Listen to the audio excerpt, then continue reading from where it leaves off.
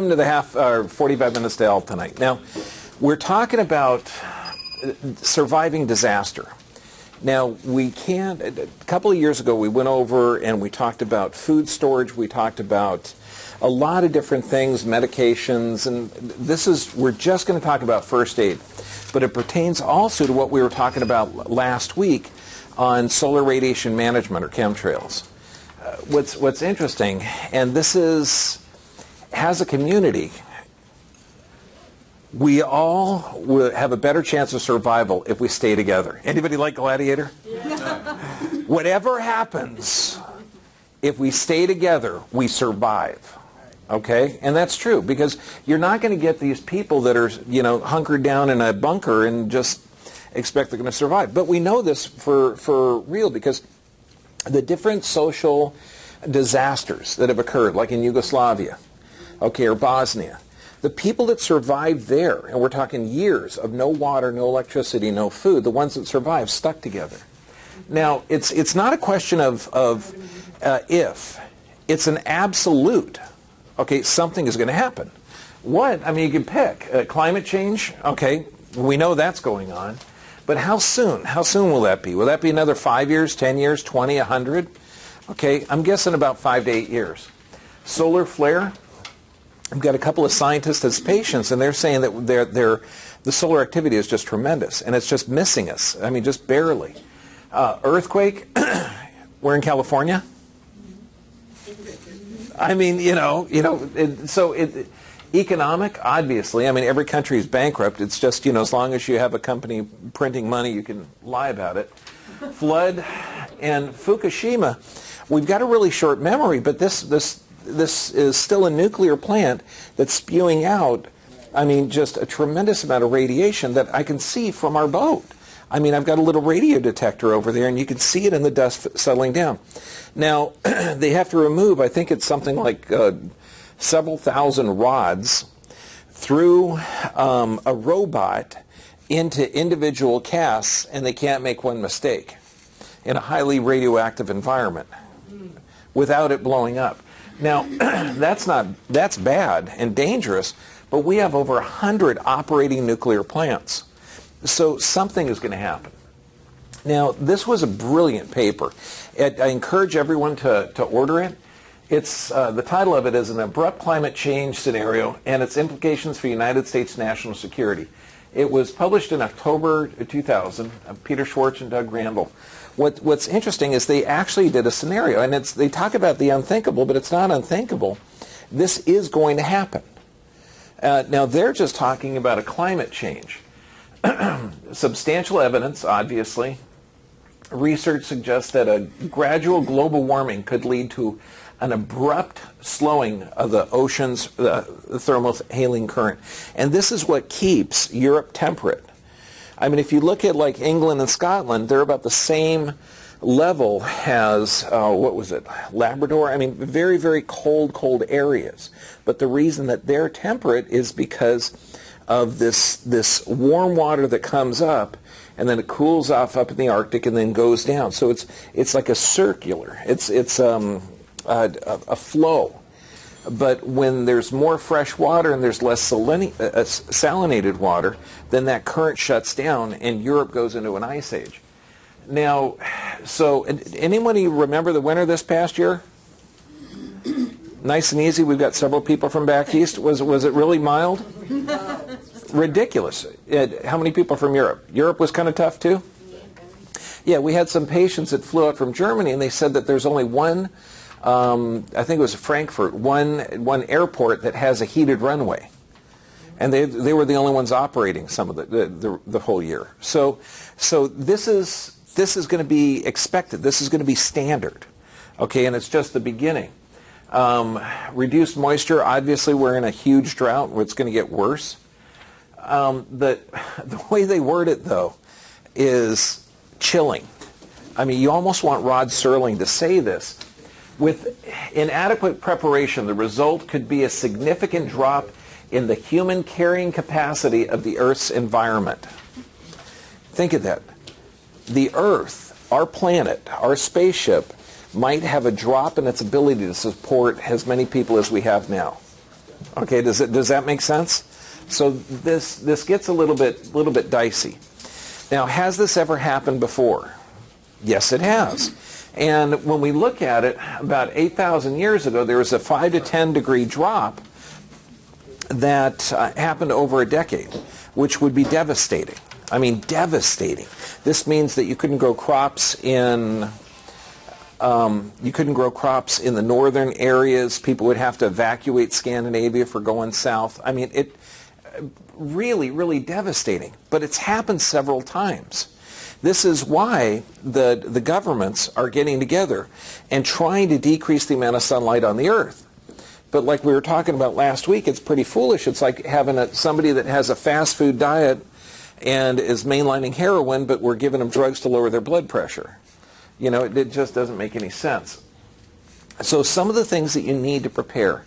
Now, we can't go into food storage or the type of it or gasoline or different fuel types. Just know that you have to prepare for at least 6 months to a year of no services. And it sounds like a lot, but it's not really. Like when you look at, say, learn how to open the garage door. A lot of people have automatic garage doors, okay? And it's real simple to go in there and just pull a string and you can open the door. When you look at fuel storage, you can store diesel fuel pretty readily. I burn biodiesel so that you can just store it. It's just like storing vegetable oil. Gasoline you can't store safely. Okay, that gets a little dangerous. So you might want to think about the type of vehicle that you're driving now. Generators, candles, food storage. What's neat about food storage, and this can be extremely expensive or extremely economical. What would you prefer? Economical. You guys are all cheap like me. Oh, how cool. Okay, well, you got the toxic ready-to-made meals, okay, called the MREs that you can get from More Surplus, that you open up, they taste putrid, they're not good for you, okay? Or you can get dried beans, dried millet, dried barley, put it in little plastic containers in a plastic bucket from Home Depot, okay? And it lasts for about 10 to 15 years. You just have to learn how to cook. I mean, you put the dried beans in water, in a pot, overheat, and you have, I mean, delicious. And this is a way that you can store food for a decade without having it disturbed. So the canned food is going to be a challenge because they're lining the cans with a plastic container that changes testosterone and hormones. And then the food inside, it's generally can be toxic unless it's organic. But, you know, so the food storage, that could be done very simply. Okay, when we're looking at water, okay, water, you have to have a good water filtration system or a water source. Since we happen to have the Pacific Ocean close, it's pretty easy to set up a solar distillery with that. Okay, and there's also, you know, and when we went over a couple of years ago about how to build a solar distillery, all it is basically is a plastic bag with the sunlight hitting it and a cup in the middle. Okay, I mean, you can make it as fancy as you want, but you can produce with one plastic bag about a half a liter of water a day. And you only need a liter of water a day. Now, first aid, and that's basically what we're going to be talking about today, is the first aid. Now, when we come to first aid on survival, okay, we know that you're going to have certain equipments, but it basically breaks it down into this. Look at your environment where you're living in. Right now we're in Huntington Beach, and do you realize that you can't get to Huntington Beach unless you go under a bridge or over a bridge? Okay? So like if there's something that collapses the bridge, bam, we're an island. Okay, so look at your area, because take a different way to and from work. Look at where the natural barriers are.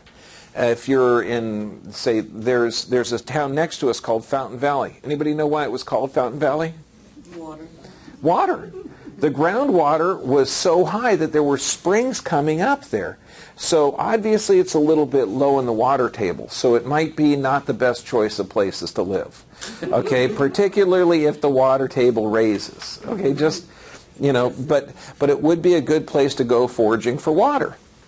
I know a couple of friends that have a trailer park over there, and they actually have wells dug in there.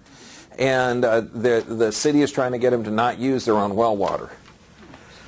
So let's look at first aid. So we got wound care, burns, and poisoning, and that's pretty much it. Anything else, you know, it's pretty simple.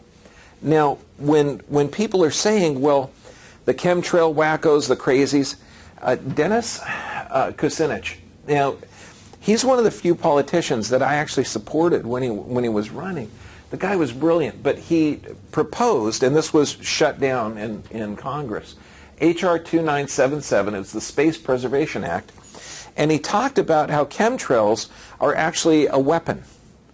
Okay, and it is a weapon because it's a way to change, and we've been utilizing weather modification since the Vietnam War, where if you can bog down an enemy, okay, the problem is we're connected. So if you cause a drought in one area, you're causing excessive rain in another, and whoops, over here on the other side of the planet, there's something else that goes on, because you can't really manipulate the weather unless we're, you know, thinking about changing the whole plans. Now, what we're doing in first aid, and this is huge when you talk about lung issues.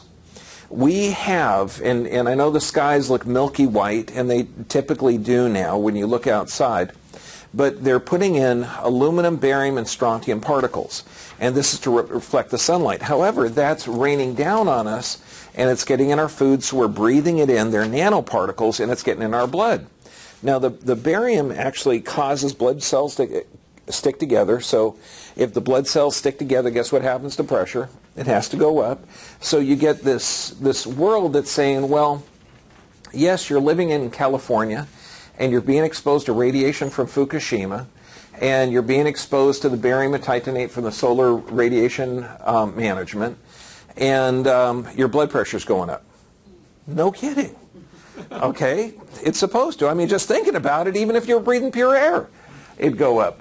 But we have to look at more pneumonia, more industrial diseases, okay, more Alzheimer's and autism, because we're breathing in this. Now, you're going to see a hellacious amount of diseases coming up that aren't being advertised because the media is actually under control. We don't have a free press, and they're being controlled because people don't want to know that this is going out there. Did you know that lung diseases 5 years ago were the 8th leading cause of death in America? Now it's number 3. Now, wouldn't that like make the news if you knew that? You know, like, oh my goodness, lung diseases are growing up. Is the Marlboro Man like passing out free cigarettes to teenagers? Is that what's causing it? No, when you look at this, 60% of the people or women in Canada that have lung cancer never smoked. So there's something unusual going on with lung diseases. Okay, that we know for a fact. It's a guess to see this particle matter raining down on it, knowing it's nanoparticles with aluminum, barium, and strontium in there, that it can cause lung damage. So we know, we're seeing Alzheimer's as young as 26 years old, because it turns out that this aluminum is reactive. It gets in the bloodstream and the brain, okay? It's also activated by fluoride as well. But the barium that's in there, breathing difficulties, blood pressure, cardiac arrhythmias, stomach irritation, muscle weakness, nerve reflexes, brain, liver, kidney problems. So you start looking at this and you think, well, wait a second. Are these the body adapting to a toxic deficient circumstance? Yes or yes? Yes. Yeah. So you get doctors prescribing drugs for high blood pressure and all of these different diseases that the body's trying to adapt to a toxic environment. It's illogical. So just be aware that if you're living in the northern hemisphere, these diseases aren't diseases. They're the body adapting to a toxic environment. And fluoride massively increases the toxic effect of the aluminum. So if you are cooking in an aluminum pot and you're using fluoridated water, I know it sounds silly because if anybody watches these YouTube videos 100 years from now, they'll go, right, you guys actually put fluoride in the water? Come on, who would go along with that? Mass medication of the population without control of the dosage? Nobody would be that stupid.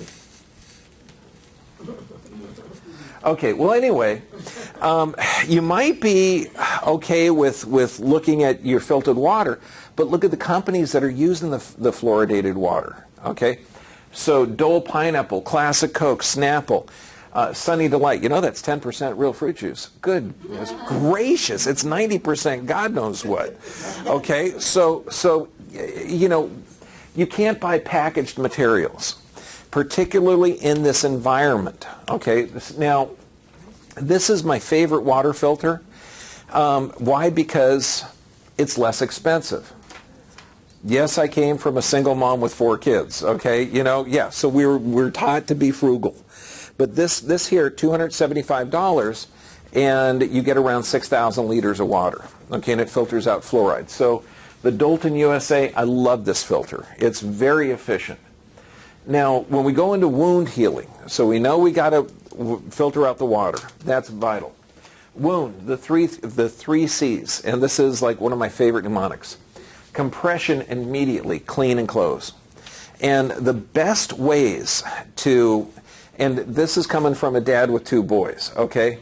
Our medical kit was a roll of paper towels, an aloe leaf, and a hunk of electric tape. Okay, and I know if my sons were here, they'd be going, yeah, Dad, boy, that worked. Okay, because it does. Electric tape's neat because it doesn't stick to the fur. Okay, it peels off nicely where duct tape wasn't, and electric tape is flexible. So tape, glue, fishing line, Band-Aids. Band-Aids are like the last one I would choose because they don't hold. How many people in here actually use a Band-Aid and work? Does it? No, it doesn't stay on. We know that. It looks good in the movies. Okay, and plus, too, they're coated with things. See, you don't want to use antibiotic cream on a cut because there's viruses, funguses, and bacteria in there. We want to wash it out with as fresh water as we can. And to close it, those are going to be ideal. Now, anybody know the name of this Simpson character? Mr. Burns. Mr. Burns on the burn slide. Okay, hey, obviously I don't get out much. Okay, when you get burns, okay, 1st, 2nd, and 3rd degree burns. 3rd degree burns is dangerous. Okay, that's going to require some type of skin grafting if it's large enough, because that means you burned all the way down through and you're hitting the blood vessels. 2nd degree burn, you're getting some blood blisters, and that's going to heal pretty rapidly. 1st degree is just red. But what happens is, in any burn situation, you're putting, it's just like you would put a meat in an oven. It heats up and it denatures or it breaks down the proteins. And so when you're getting heated up by the sun, you're breaking down those proteins, so it taxes the kidneys. So if you have somebody that's injured that does have burns, you've got to hydrate them like crazy because the proteins that are broken down in there are going to tax the kidneys. And you can survive with a huge loss of skin or from a bad burn, but the kidneys and damage can actually kill you. So you want to cool it as quickly as possible. I know there's old wives' tale that once you burn it, put it back in the fire, and that's no. You want to put as cool as possible and clean it and cover it and heal it. Now, there's several things that you can put on a burn. The best one is colloidal silver, because I'm going to show you how to make it in a moment, and this is one of the best antibiotics.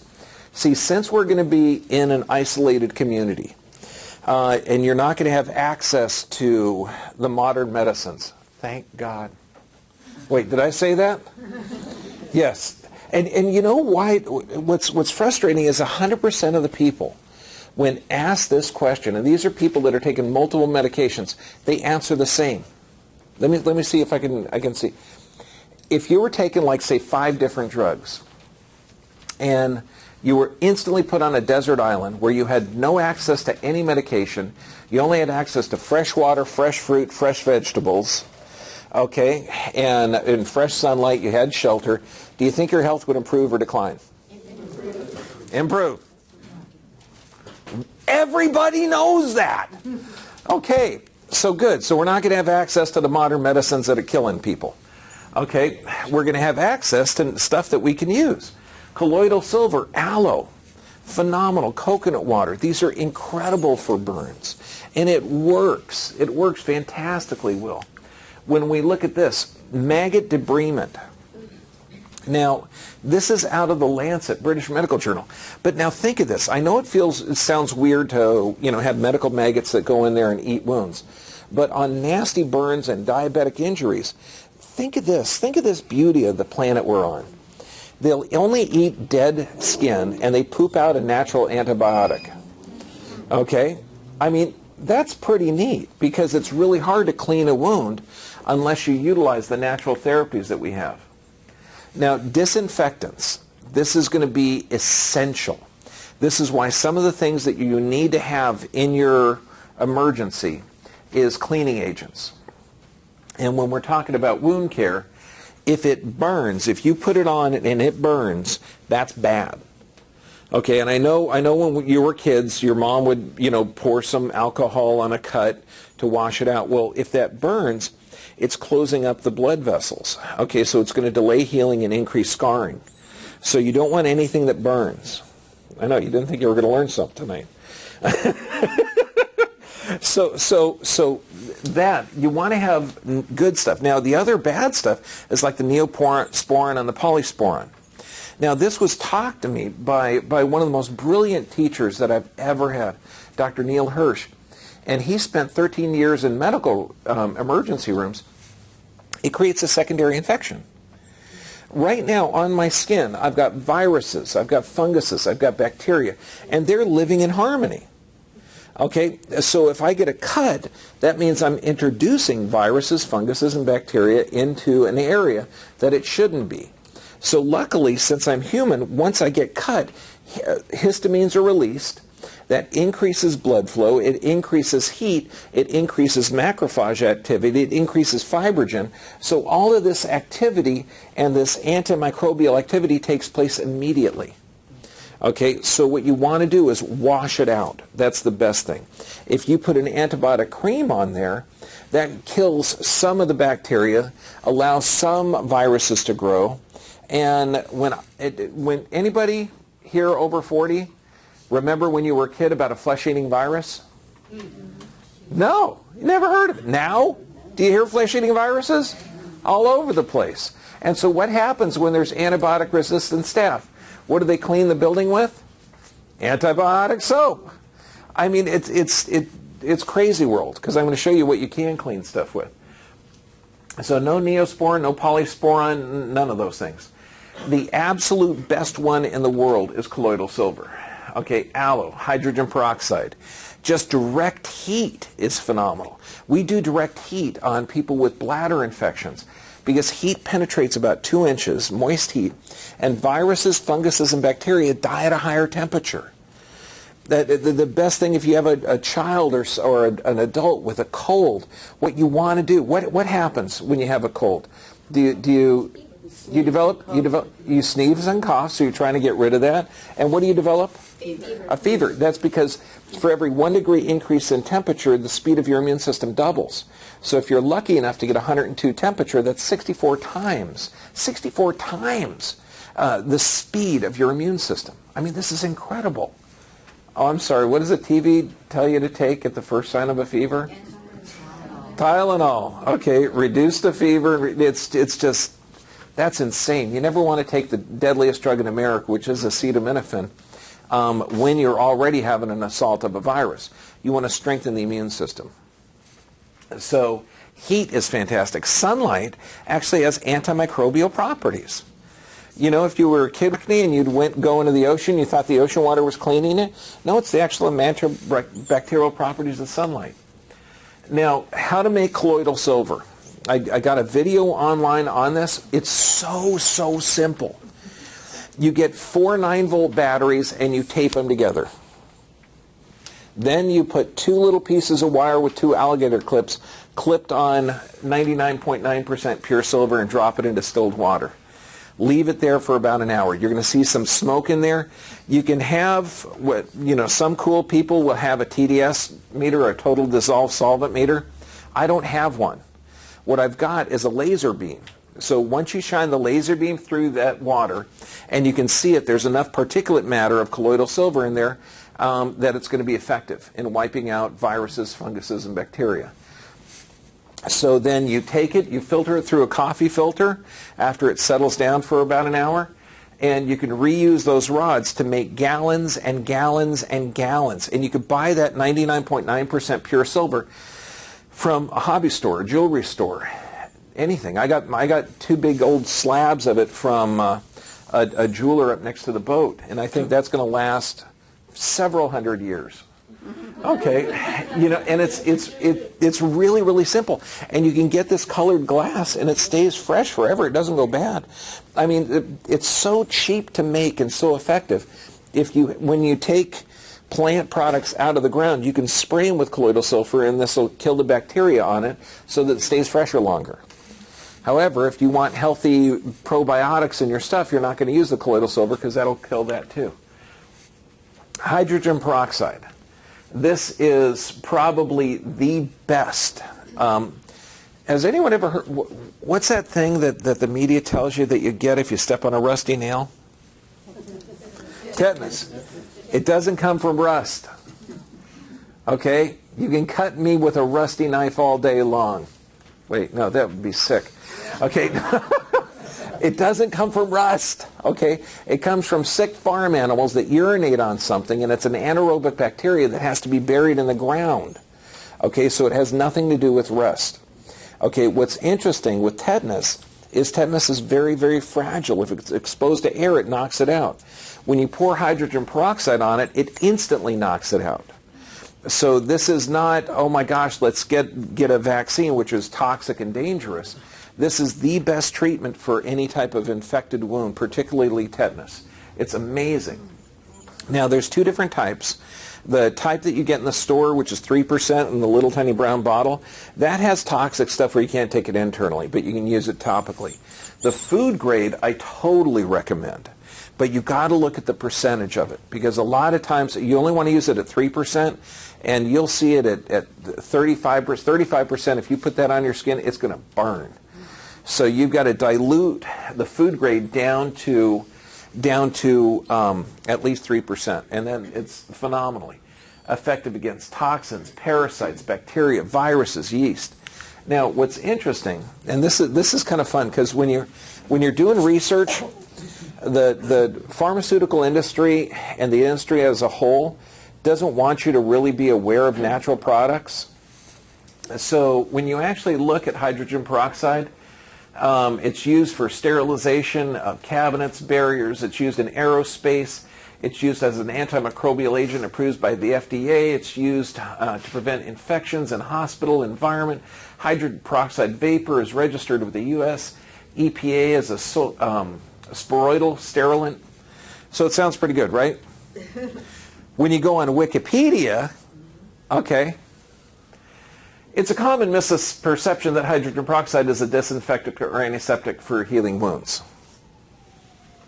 Yeah, I mean, it's just like, dude, you guys have never been more wrong. You know, it's very, very good.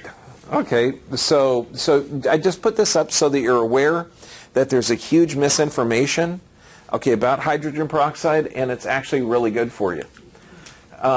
Coconut oil. Now, coconut oil lasts without refrigeration, okay, and it's phenomenal. Not just good for your brain, which we have to be aware of that because we're being inundated with the aluminum barium particles. It's incredibly good for your skin, for burns. It has antimicrobial effect. It kills bacteria, funguses, for athlete's foot. It's good for sunburns. It's good to eat, consume. If your brain has been damaged, like a lot of little kids today have been damaged because they have leaky gut, and they actually have frontal lobe damage, which is involved in impulse control. See, the brain has 2 different metabolic processes. It can burn glucose, and that's what it likes to burn. But if the receptor sites on the cells aren't working correctly, it can immediately switch over to fat metabolism. So this is good brain food. It's phenomenal. I mean, this should be in everybody's emergency kit. Aloe, this should be the plant that everybody has. It's tough back east to have it because it's going to be, there's a cactus, but, you know, put it inside, okay, because this is good for digestion. It's good for wounds. I mean, my dog got a rash and I taped it to his leg. I mean, it works fantastically good all the time. Now, poisoning. This is something that we are going to get poisoned occasionally. We are getting poisoned right now. So some of these things, like the activated charcoal, it literally acts like a sponge. The bentonite clay, again, it's like a sponge. It's like a detoxicant. You have to be kind of concerned with taking anything that binds and eliminates heavy metals, because if you're taking it with a mineral supplement or with vitamins, you can also lose nutrients. So make sure when you're detoxing yourself that you're not doing it when you're taking in supplements. Now this, chemtrail detox, just about. I mean, this is everything. The Lugol's iodine from Ancient Purities is my favorite without a doubt. It's just, it comes from England on the absolute slowest boat you could possibly get. I think, honest to goodness, it must come by way of Panama Canal. It takes about 2.5 weeks to get here. You know, ever see the movie Oh Brother, Where Art Thou? It's 2 weeks to get here, you know. It's an oddity. We're 2 weeks from everywhere. Okay, so when we look at this, Lugol's iodine is fantastic because it helps the thyroid. We are being bathed in radioactive particles, but it also detoxes heavy metals. It's also great topically because it's an antimicrobial effect as well. Essential fatty acids, phenomenal to detox with aluminum. Omega-3s, ginger, the clay, mushrooms, potassium, and I put a lot of it inside of your handout here as well. Now here's some more. The vitamin E, incredibly good. It works really well with vitamin C and high-dose vitamin C. But all of this you can put in your kit. It doesn't require refrigeration. I mean, curcumin, saffron. The flax seed has to be a seed and not an oil, because the oil itself rancidifies really quickly. The seed itself is already a beautiful little package that holds the oil inside that lasts for a long time. And if you grind it up, then you get the benefit of the oil as well. But it does rancidify quickly. And cinnamon. And you start looking at this and you think, wait a second, curcumin, saffron, cinnamon, I got that in my cupboard. Yeah, and it's actually really good for you. This is what's frustrating. I mean, we've been looking at skies with lines and that are milky white and not deep blue for over 10 years. And it's slowly creeped into where you think this might be normal. If you Google blue sky for pictures, you're going to see these lines. This one up here, that's what sky used to look like. Okay, and I don't know if anyone remembers it, but we used to go camping all the time. We used to look at massive stars everywhere. You could see the satellites going across. You can't see that anymore. Okay, they've reduced the sunlight in the northern hemisphere about 25% so far. So we have to change. I mean, you know, and this is the step, is making people aware of this. The beauty of this is, I mean, we got this planet, we got to take care of it. Doesn't this look like miraculous stuff? You know, we're 2014. You think we're advanced? Do we know how this happens?